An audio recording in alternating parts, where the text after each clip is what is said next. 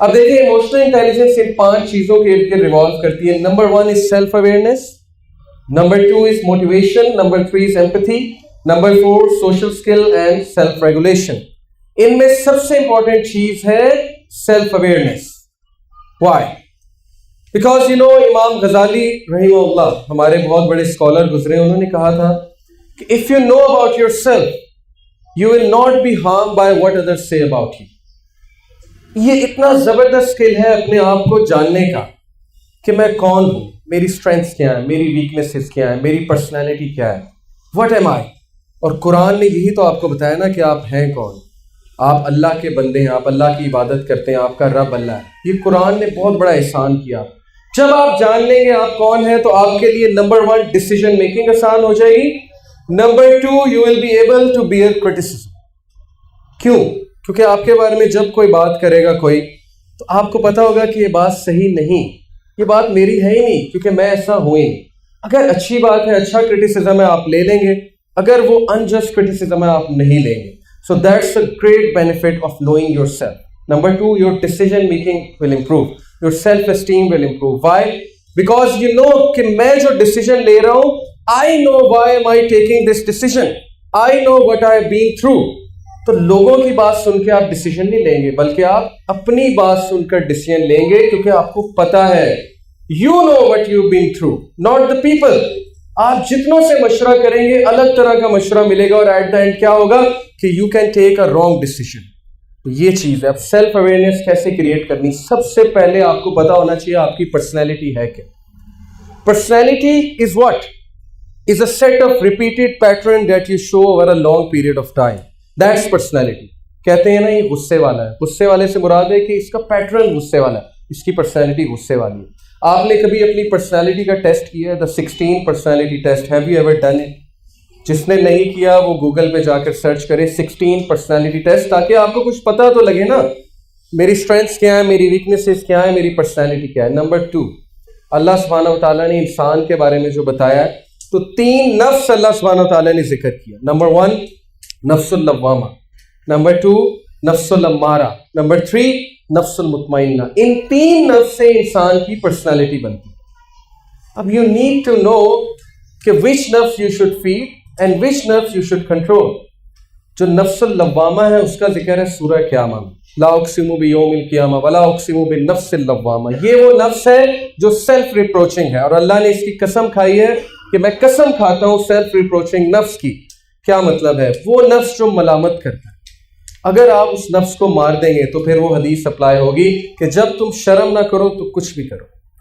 इंसान को जब शर्म ही नहीं तो फिर वो कुछ भी करे, वो हदीस है। इस नफ्स को कैसे ग्रो करना है, इस पर्सनैलिटी के हिस्से को कैसे ग्रो करना है?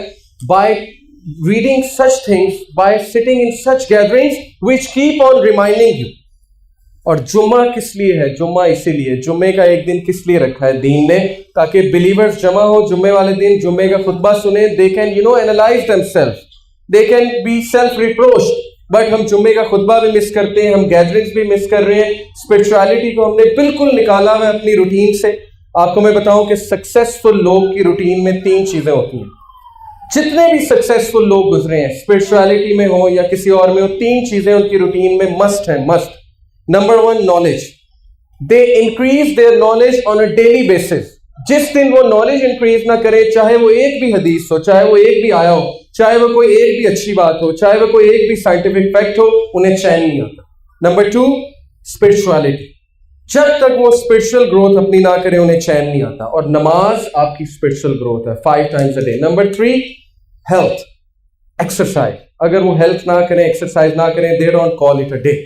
ये 3 चीजें। अब इस्लाम इन तीनों चीजों की तरफ आपकी तवज्जो दिलाता है। नमाज के थ्रू आपका फोकस इंप्रूव करवाता है, आपको इमोशनल इंटेलिजेंस की तरफ ले जाता है। So you should be sitting in such gatherings, attaching yourself to such people कि आपका नफ्सुल लव्वामा जिंदा रहे।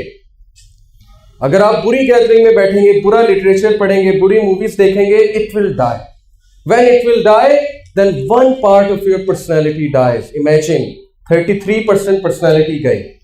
Number 2, nafsul mutmainna, the nafs which gets happy at doing good things. How to grow that nafs?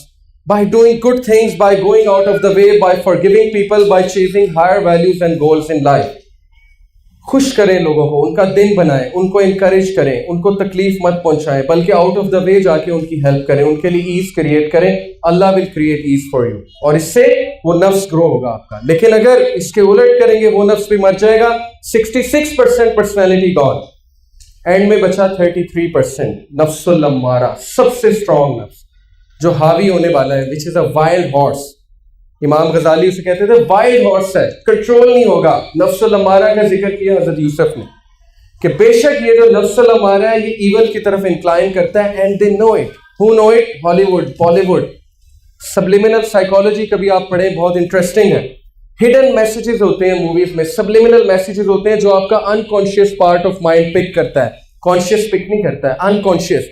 वो चीज फिर आपकी पर्सनैलिटी का हिस्सा बन जाती है कुछ अरसे बाद। You keep picking it, you keep picking it, and time comes your behaviour becomes like that, a time comes your personality becomes like that.